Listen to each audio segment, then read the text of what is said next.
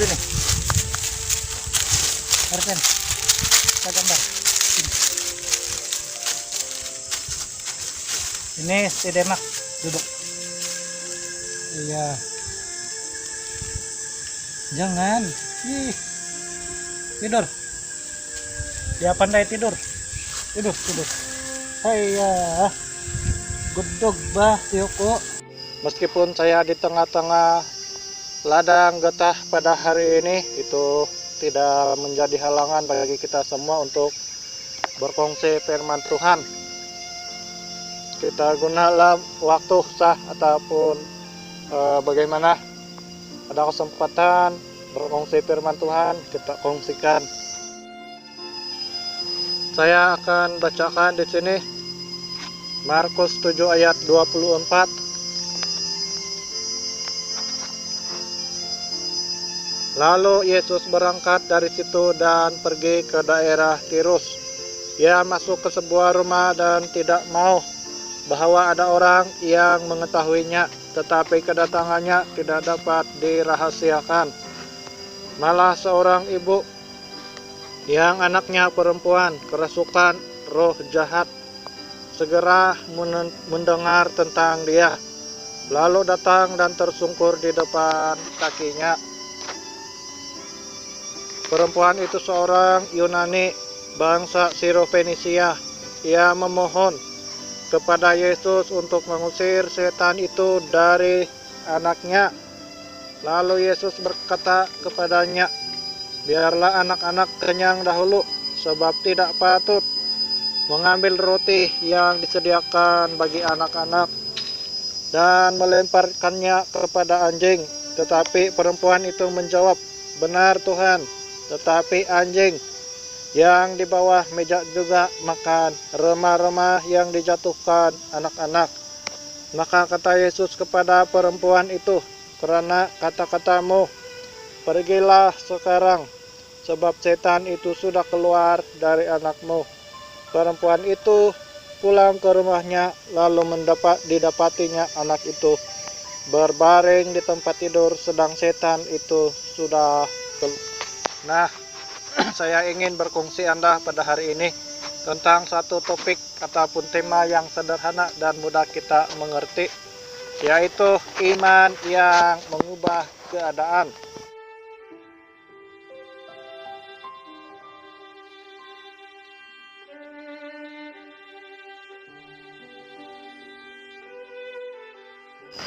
Iman yang mengubah keadaan. Bagaimanakah iman yang dapat mengubah keadaan itu? Apakah iman yang dapat mengubah keadaan itu? Seperti apakah iman yang dapat mengubah keadaan itu?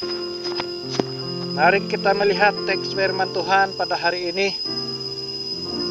Seperti yang saya sudah baca sebentar tadi,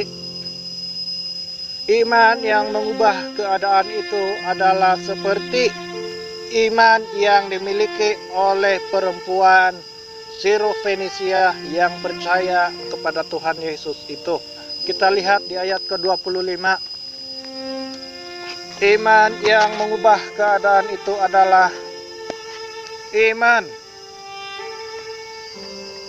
yang sanggup menyerahkan segala sesuatu kepada Tuhan yang luar biasa dan tidak tergoyahkan oleh apapun yang ia alami di sekelilingnya.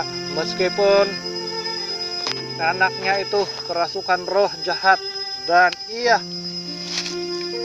tidak berputus asa, tetapi mengambil segala kesempatan dan waktu itu untuk datang kepada Tuhan Yesus Kristus. Berikutnya ke-26. Perempuan itu seorang Yunani bangsa Sirofenisia. Ia memohon kepada Yesus untuk mengusir setan itu dari anaknya. Kalau kita perhatikan ayat ini baik-baik, seorang perempuan itu yang datang kepada Tuhan Yesus, ia memohon kepada Tuhan Yesus. Ia memohon kepada Tuhan Yesus untuk mengusir setan itu dari anak. Kala ada banyak orang Kristen, kalau doanya tidak dijawab, setelah beberapa kali ia berdoa kepada Tuhan Yesus Kristus, ia memaksa Tuhan, Tuhan sembuhkan dia. Kira-kira seperti itu doanya. Tuhan tolong dia. Tuhan jadikan mujizatmu. Tuhan buatlah yang luar biasa. Nah, kira-kira seperti itu kata-kata kita kadang-kadang terhadap Tuhan ketika berdoa. Nah, benarkah firman Tuhan ada mengajarkan kita untuk mengarah Tuhan Yesus ketika dalam doa? Benarkah ada firman Tuhan yang mengajarkan kita untuk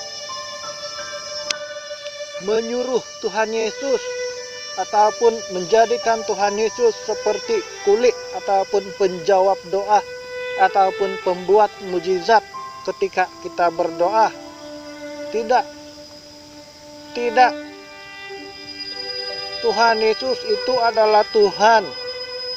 Kita adalah orang-orang percaya kepadanya, anak-anak Tuhan yang taat kepada Tuhan. Dan kalau kita anak-anak Tuhan yang taat kepada Tuhan, kita sebaiknya tidak menyuruh, tidak memerintahkan, dan tidak memaksa Tuhan untuk melakukan sesuatu yang kita mau. Itu sesuatu yang tidak sopan dan tidak menghormati Tuhan. Mana boleh manusia menyuruh Tuhan untuk buat sesuatu. Kembali kepada teks firman Tuhan pada hari ini, ayat ke-26. Perempuan Sirofenisia itu, ia memohon kepada Tuhan Yesus untuk mengusir setan itu dari anaknya. Ia tidak memaksa, ia tidak menyuruh, ia tidak memerintahkan, ia juga tidak mengatur Tuhan Yesus.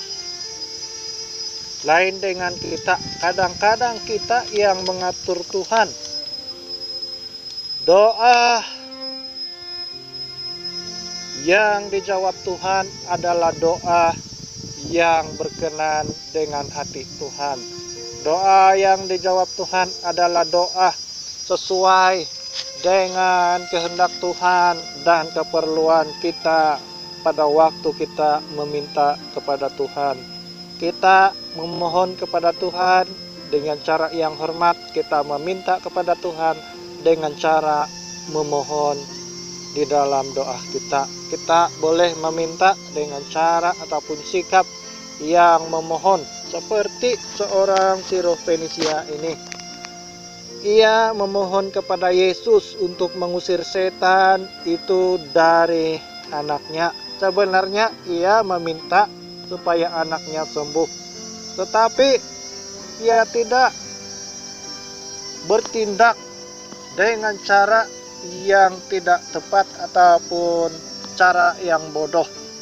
Ia meminta dengan cara yang bijaksana, dengan cara memohon kepada Tuhan, meminta kesembuhan anaknya yang kerasukan setan itu. Nah, iman yang dapat mengubah keadaan itu adalah iman yang sanggup, iman yang sanggup menunggu waktu Tuhan bertindak. Dan pada waktu kita berdoa, kita memohon kepada Tuhan.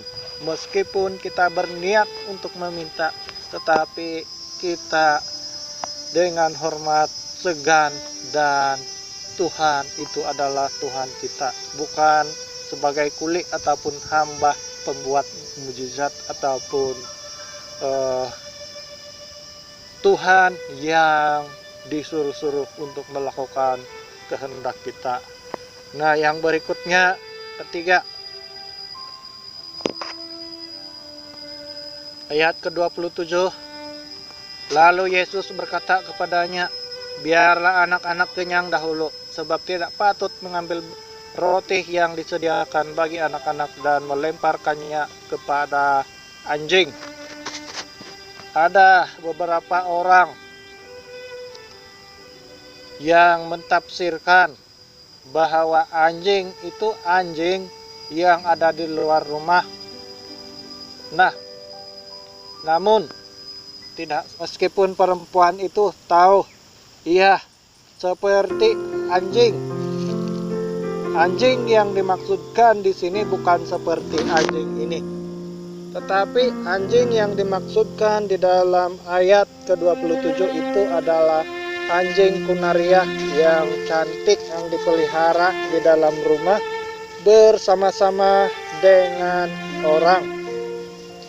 Pada waktu Tuhan Yesus berkata kepada perempuan Sirofenisia ini, ia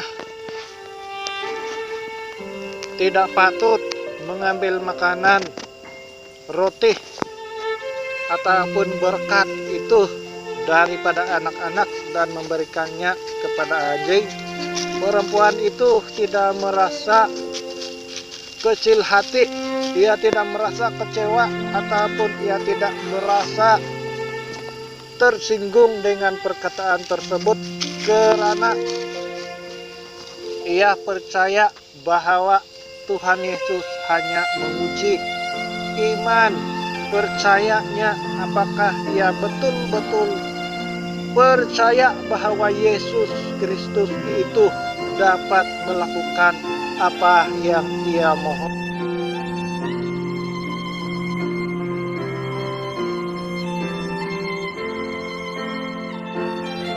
Benar Tuhan, tetapi anjing di bawah meja juga makan remah-remah yang dijatuhkan anak-anak. Maka kata Yesus kepada perempuan itu, karena kata-katamu itu, pergilah sekarang, sebab setan itu sudah keluar dari anaknya. Perempuan itu pulang ke rumahnya, lalu didapatinya anak itu berbaring di tempat tidur, sedang setan itu sudah keluar.